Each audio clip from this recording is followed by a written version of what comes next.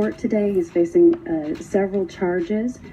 And something else to watch out for going forward is the civil rights investigation into this incident, which is being conducted by the FBI and the Department of Justice. And the community, of course, is continuing to mourn.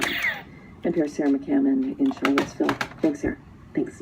Now, of course, President Trump faced a lot of criticism for not directly condemning the white supremacist groups in Charlottesville. He blamed hatred, quote, on many sides.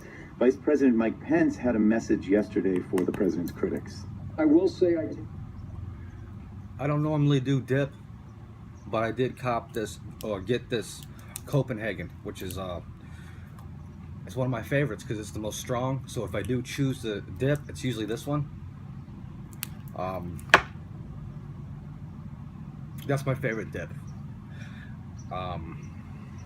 I don't really dip too often, even though I have bad teeth. It looks like I do, but I do not. My teeth are just bad because I talk a lot, I guess. Talk a lot of shit or something, I don't know. But I just wanted to flex on you, show you that I'm keeping it real in the streets, obviously. See that?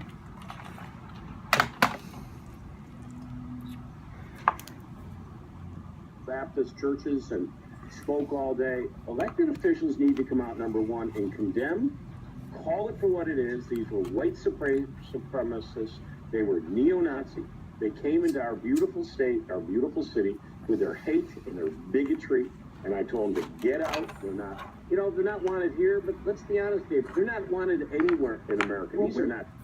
Yes, sir. I wonder where this resurgence is coming from in your mind. You've been involved in politics for a long time and watched different moments and different movements.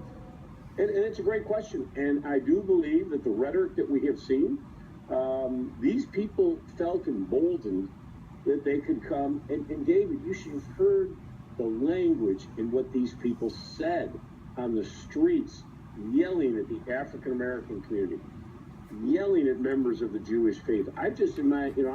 You're right, I've been doing this a long time, 40 years. I never in my life have seen such vicious, mean-spirited hatred. And that's why I said, get the heck out of here. I don't know who these people are. I mean, I don't even know what they mean by white supremacy.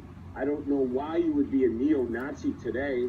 What we know about the Nazis, for one, we know that they, eliminated 6 million members of the Jewish faith. And why are you marching up and down streets? So, I think the rhetoric that's gone on, and it starts at the top.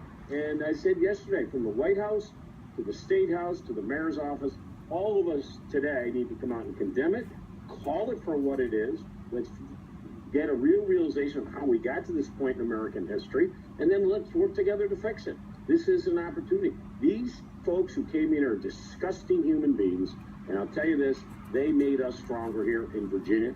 I'm convening my whole cabinet today. We're going to take the lead on reconciliation efforts. They made us stronger. Well, in terms of, if I may, in terms of what you're going to do next, there is talk of more of these kinds of rallies in Charlottesville. There's talk of a protest planned around a monument to Robert E. Lee in Richmond next month. I want to bring up something that I read from Jamel Bouie, who's the chief political correspondent for Slate. He said, compared with protests in places like Ferguson, Missouri, where largely peaceful protesters were met with snipers, armored vehicles, and riot police, the response in Charlottesville was tame.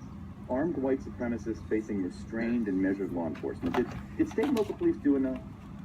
Well, they did. And first of all, the rally was supposed to start at 12. They moved in a little after 11 o'clock, and the park was cleared by